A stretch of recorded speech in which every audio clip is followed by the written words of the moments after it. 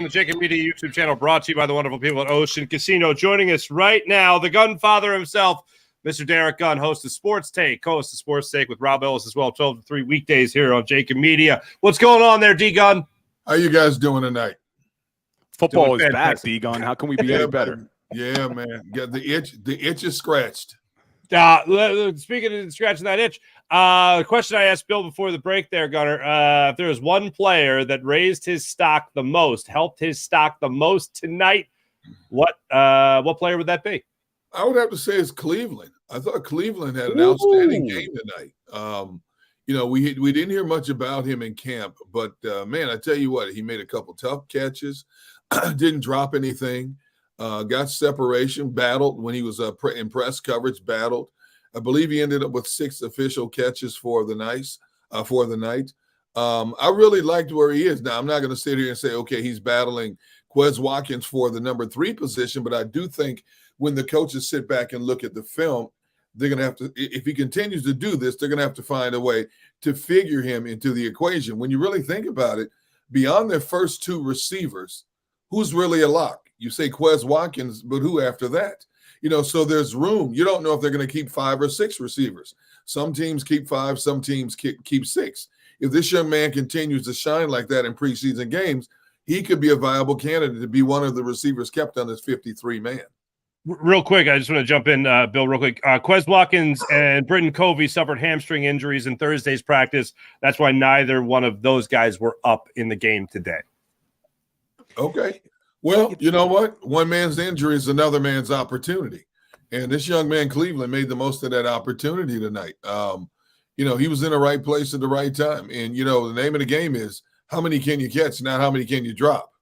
I love Greg Ward. The fact that they keep Greg Ward hidden, the fact that nobody has stolen him off a practice squad, the fact that they keep him hidden tells you that he does have some value to this team. All he does is make plays. He may not be the biggest receiver. He may not be the fastest receiver, but he's one of the most sure-handed receivers out there. And just a couple of years ago, we were calling him first down Ward because every time he caught a pass, it was for a first down. Then he gets buried last year in the depth chart. I think he's another guy that deserves more respect and more opportunities with this 53. This is a solid roster offensively. But when it comes to the receiving position, there is room for talent. There is room for depth on this team. We keep saying Quez is the number 3, but it's not a guarantee that he's that number 3. His speed is second to none on this team, but he's got to have the other attributes to go along with it. He's got to be able to secure those passes, fight for those 50-50 balls, and win more than he loses. You can have all the speed in the world. If you're not the complete asset, then you're a liability to a team. Were you surprised that they sat Olamide Zaccheaus tonight? They dressed DeAndre Swift, they dressed Rashad Penny, 2 new guys to the offense, but they don't dress Olamide Zaccheaus. Do you think that's just because Covey and Watkins have hamstring injuries? Do you think that he's a lock to make this team? I don't know if he's a lock. Obviously, they jumped on him real quick when they brought him in here from Atlanta. He had a nice season last year in Atlanta, considering the quarterback carousel they had down there. He had a nice season. He has some speed. He's tough. He's the perfect slot receiver for this team. I just think they wanted to look at some other younger guys more so than him. I think they already know what he's capable of doing. I do think he has a definitive role. And to directly answer your question, I think he's probably going to make this roster, But I just think they wanted to look at some of these other guys like Ngata, Cleveland, and obviously get Ward some reps in there as well. Gunner, Sidney Brown, free safety number 1, safety number 1, him and Here we go. I'm not going to go that far. Sidney Brown made some plays. I loved how he flew to the ball. I loved how he made some tackles. The only negative on him coming out of college was his tackling. His inconsistency at tackling. He had every other attribute in terms of anticipation for the ball, flying to the ball, great lateral speed, and he was around the ball a lot tonight. It's funny. Reed Blankenship last year goes from one of the first guys playing in the preseason game to now getting to sit a game out. So that tells me that right now he is the starting safety, one of the starting safeties. Will he be that for 17 games? That depends on him. But I do think if this kid, Sidney Brown, learns at an accelerated rate, you could see him in there sooner rather than later. But again, based on what Blankenship is giving you or what he's not giving you. Yeah, I think Farzi's headed down to the stadium tomorrow to get his Kelly Green, Sidney Brown jersey. He's a big fan already. I love it. I don't want to go out on a limb, but he's just like Brian Dawkins, guys. He's just like Brian Dawkins, gentlemen. Yeah. Let's talk about. Go ahead, D-Gun. I'm looking at G.I. Zoe. He says, "What do you think about Evans?" Here's the thing I like about Justin Evans. In the second quarter, he had back-to-back plays where, number one, he makes a mistake down in the red zone. And then he comes back and makes a big hit the very next play. That's a hungry player. I didn't know he was a big hitter, but this kid has some ability. There's a number of names that we don't talk about on a regular basis that are going to make this roster, and you're going to say, who? In kids like this, Cleveland, Evans, if they keep making plays in the next 2 preseason games, it's going to make it that much more difficult for the Eagles to make final decisions. But I like what I saw from the kid Evans. Keely Ringo. I mean, he got downfield in a hurry on one play and made a tackle. I mean, he's got the speed. You can tell he's got that SEC speed that everybody likes in that conference. So I'm really intrigued about, more so than, I don't care about wins and losses in the preseason. I could care less about that. I'm always focused on individuals, sets, how do they pursue the ball, anticipation, things of that nature. And saw a lot of good things from the Eagle players on defense tonight. You talk about Justin Evans. I posted on my Twitter, Legal Hands to Face. He trucked Derrick Henry in college. One of the only guys to ever truck Derrick Henry in college. You got to see him light him up, man. Justin Evans does bring it. But, we talk about the Philadelphia Eagles as a quarterback factory. They looked like a D-back factory tonight. Yeah. With all these safeties they have, these cornerbacks, some great plays from these young guys. Who do you think, you got Avonte Maddox at that slot position? Who do you think is going to be behind him? He hasn't been able to stay healthy. Who do you think can solidify that nickel position if Maddox goes out this year? Wow, that's tough. The prime candidates have to be like McPherson, maybe Job, or one of these rookies. We don't know. Because we don't get to see a lot in practices nowadays because they limit media's access to practices. You don't know what kind of cloak and dagger things are going on behind closed doors. We see what they want us to see. It's very vanilla when you get to a game. It's very vanilla when you're watching a practice. And then all of a sudden, then they go into their sessions after the media is ushered off the field. So it's hard to say exactly who. It could be the kid Eli Ricks. I love the way he anticipated on the ball and had a pick six. We really don't know at this point. But again, I like the young, hungry kids making plays. That's what you want to see. Are they making plays? Did they make mistakes? Absolutely. That's what a young player does. How quickly do you learn from your mistakes? And that's why I brought up Evans. He made a mistake on one play, comes back and makes a big hit on the second play. That's an accelerated learning curve. Does he do that on a consistent basis in practice? Don't know for sure.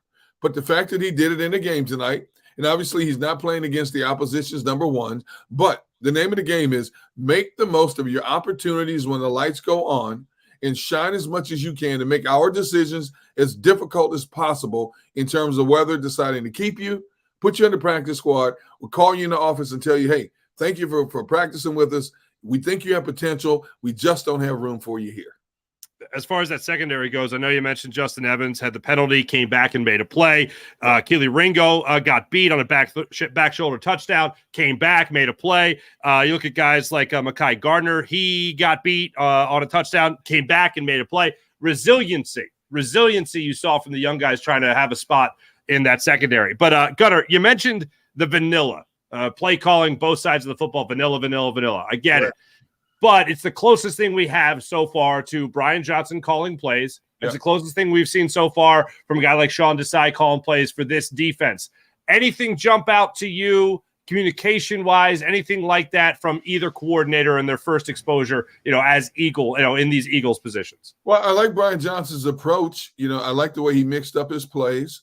They up until, my goodness, late midway through the second quarter, Baltimore only had the ball 92 seconds. The Eagles control the clock, And I love the fact that he went for it on a 4th and 1 in his own territory.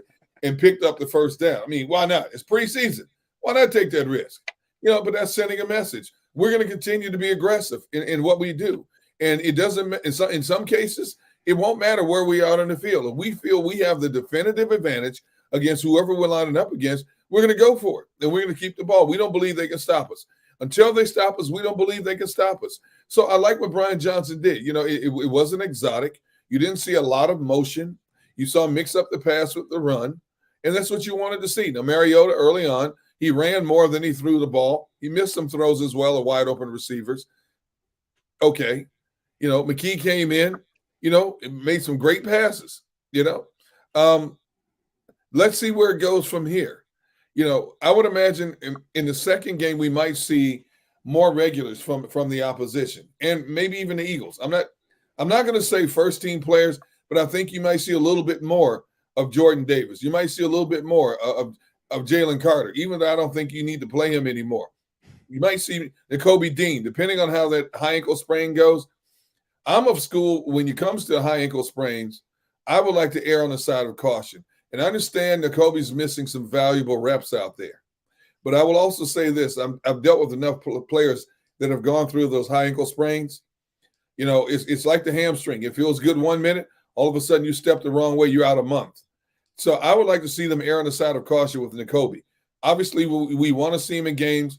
If he doesn't get any game reps as the middle linebacker, could hurt him early on in the regular season when they hit the ground running. But I'd rather have him for that first game than have him extended time off and not be ready for that first game.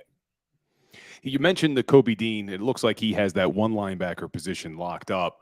Do you think any of the other linebackers separated themselves in that competition tonight? No, not really. It's true.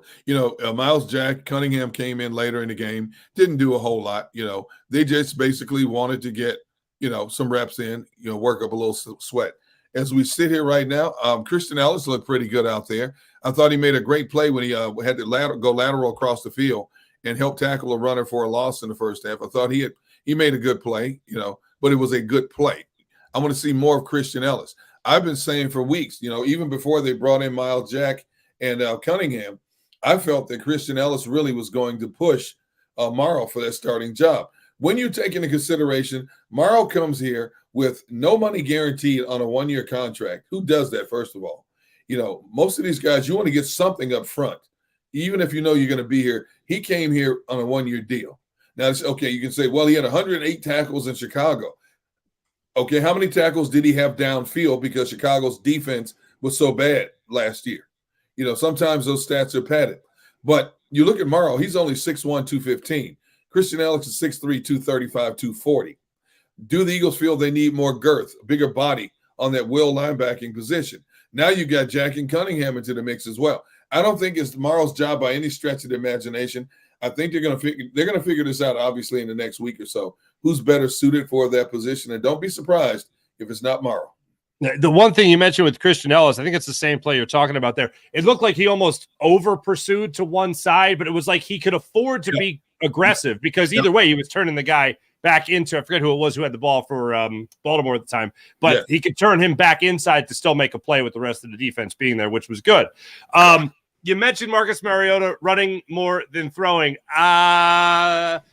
It's not a quarterback controversy, but is it a backup quarterback controversy? I mean, Tanner McKee was going out there and slinging it. It's at least the right start for him. I didn't expect to see that type of performance from him tonight. Is there a chance that he could be the backup when the season starts? There is a chance, but Mariota has the wealth of experience. Even though his career, after the first couple of years, his career has really been inconsistent at best. You look at what happened to him in Atlanta last year, had the job, couldn't keep it. And then, of course, on the show Quarterbacks, if you saw that show, how he faded into oblivion till he was no longer with the team for whatever reason, injury reason, whatever the case may be. I think Mariota is out there performing with that proverbial chip on his shoulder. But sometimes, when you try too much, that's when you make mistakes. And I still think he's learning the offensive system that he's expected to run. It's going to take some time. I'm not going to sit here and say it's a quarterback controversy now. Right, yeah. Give it a couple of weeks before we No, I jumped. Gunner, you know me. I just jump top shelf. I just go right for the top shelf. I know you do. But that's what, But some people are like quarterback, you know what I mean?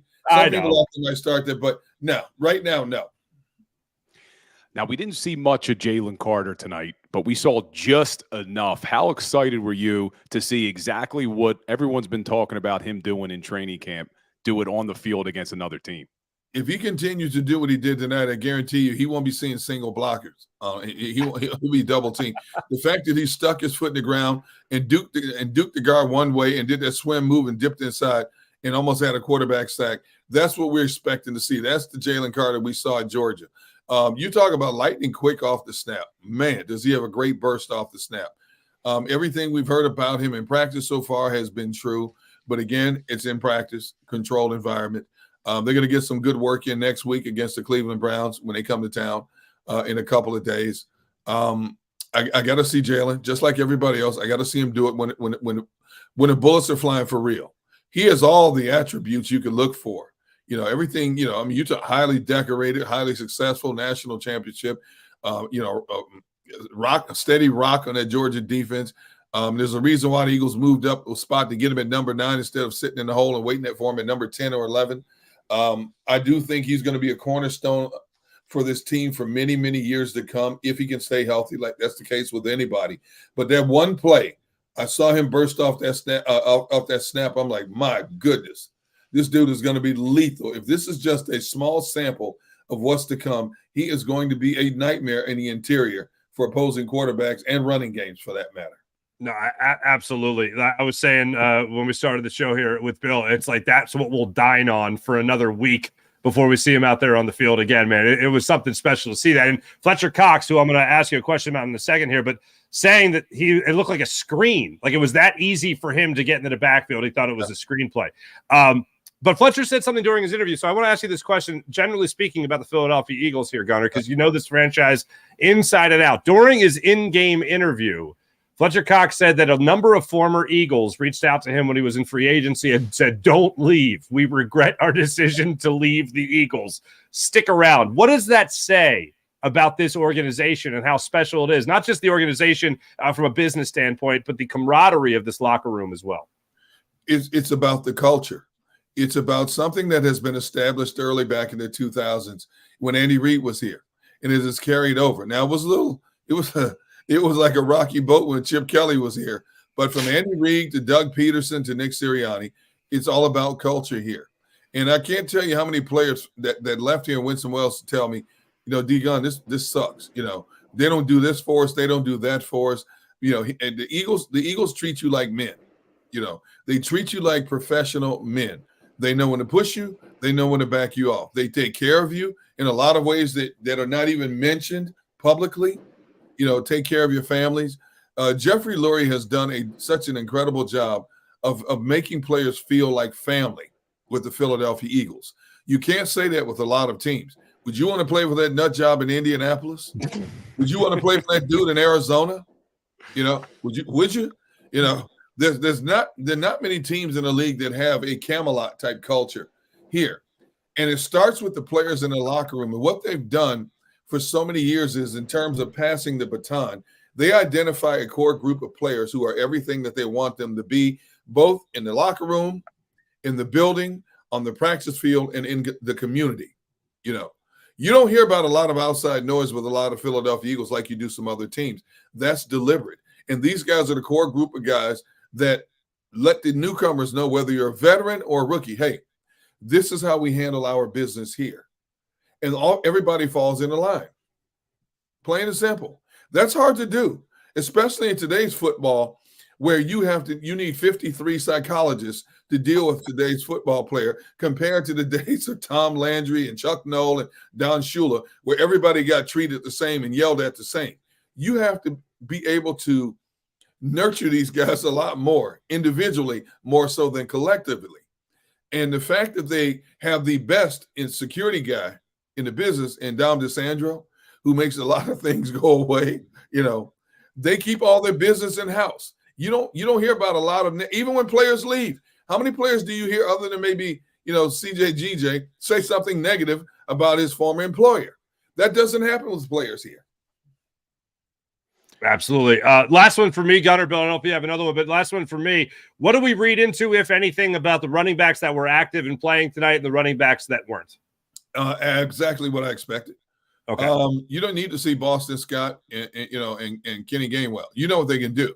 You have 2 new running backs who are still getting adjusted to this system. They needed to get in there and get some head knocking in, get some reps in. And that's exactly what I expected to see. So, and even Sermon got in for a few plays, got himself a touchdown.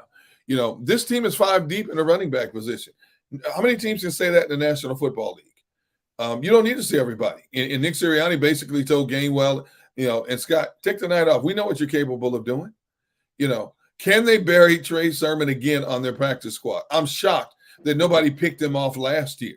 Can they bury him again this year and hope to have him around for 17 games as an insurance policy? I don't know if that's going to happen again this year. But the fact that he got a little run, was he showcasing for somebody else? Who knows? Maybe Howie tries to trade him for a future draft pick or something. I don't know. But real quick, do you think this leads to the idea that Kenny Gainwell is, if there is even a running back 1, an RB1, is he RB1? I don't think there is a running back 1. I think I've said this time and time again. It will be the epitome of running back by committee. Now, there might be a lead back. There's no feature back in this offense. There might be a lead back, meaning a guy starting the game may get in the groove early. He might get more touches more than somebody else, or whoever comes in and relieves them might get into a groove more so than anything else. But I don't think, you look at what they bring to the table. You got Penny, who's that banger between the tackles. You got Swift, who's an open space guy. That one run he had, he put his foot in the ground and juked the dude and picked up 22 yards, lowered his shoulder, bounced off a tackler, got a few extra yards. That's the DeAndre Swift I expected to see. You know what Gainwell is. He's a power runner, and he's a good pass catcher. Boston Scott, you know what he can do. He's like a bowling ball. You can't find him behind the line of scrimmage. Arm tackling doesn't stop this guy. So you have 5 different, multitudes of different types of backs. And I think, we know Boston Scott is the giant killer, okay? So I would imagine his role elevates against the Giants for whatever reason the case may be. But in terms of other games, I think it's going to be based on down, distance, and who has the hot hand at that particular time. Now, before we let you run, D-Gun, we asked you whose stock is up after today. Anybody you think hurt their stock in tonight's game? Well, I would say maybe Ian Book, but that's good God. I would say Ian Book. He may not be here much longer. The Eagles are very patient about trying to cultivate and nurture a player, especially a quarterback. But they may be looking for another quarterback somewhere after Ian Book's performance tonight. Outside of that, I really didn't see anybody who hurt themselves. I saw a lot of young, hungry guys making plays, and when they made mistakes, they made it with effort. It wasn't for a lack of effort. They were young players making young player mistakes, and they were also young players making plays on both sides of the football. So in terms of just hurting their overall stock, really didn't see that from any guy out there tonight other than one quarterback. That's it. Well, on that note, was it Tyler Zettner, the other punter, not Aaron Sipos, the other punter? He can't hold for Jake Elliott. I know that much. That one was a shankopotamus, the one that he held for Elliott there. That was no bueno, Gunner. Our colleague and friend Rob Ellis is hoping this guy somehow supplants Sipos, because Rob is so anti-Sipos. I've been trying to tell Rob since early June, Sipos is going to be your punter. Plain as they brought this guy in basically to push Sipos, but I don't think there's any way he beats him out. Gunner, what do you guys got coming up this week on Sports Take? Monday, obviously, we'll recap what happened tonight. As of right now, I couldn't tell you who we are going to have on for a guest. And obviously, we'll recap all the things that the Phillies do over the weekend. Man, they came out and smoked Minnesota last night and took one on the chin tonight. So now it's the rubber match tomorrow. We'll see what happens there. And anything and everything that happens in the world of sports, we'll be talking about it from noon to 3 on Monday. And we'll be talking about training camp battles with the Cleveland Browns and who won practice that day. And Nick Sirianni will be all geeked up for beating the Browns at practice because that's what we have to get excited about. I never get jacked up for training camps and practices. It's joints. It's a bloodbath, Gunner. Okay. All right. Whatever. Okay. If you believe it, sell it. Well, we're less than a month away from New England. We're almost there. There you go. Really less than a month away from Thursday night. See, I'm mundane through training camp, preseason games, but then the juices really start flowing when we hit that Monday preceding that first official game on a Thursday night. That's when D Gunn gets jacked up for the season. So until then, I'm embracing my summer as much as I possibly can because I know September's coming, and that means old man winter's right around the corner when fall gets here. I love my football, but I love my summers as well, man. You have anything on the smoker right now? No, absolutely. No, come to think of it, no, not tonight. Not tonight or tomorrow. Okay. I need a mental health day, so I'm taking a mental health day tomorrow. Good enough. The great Derrick Gunn joining us right there. Gunner, great catching up, man. Thanks so much. You guys have a great night. You too, as well, man. Talk to you later in the week, my friend. The great Derrick Gunn joining us right there on the Pond Lehocky Postgame Show presented by Ocean Casino. When Bill Carullo and I come back, we're going to get into a couple other guys whose stock rose and some others who has fallen. A little bit later, John McMullen will be joining us from Baltimore. Down a couple crab cakes and then jump on with us, talk all things Eagles, Ravens following the preseason opener. We'll be back in a minute.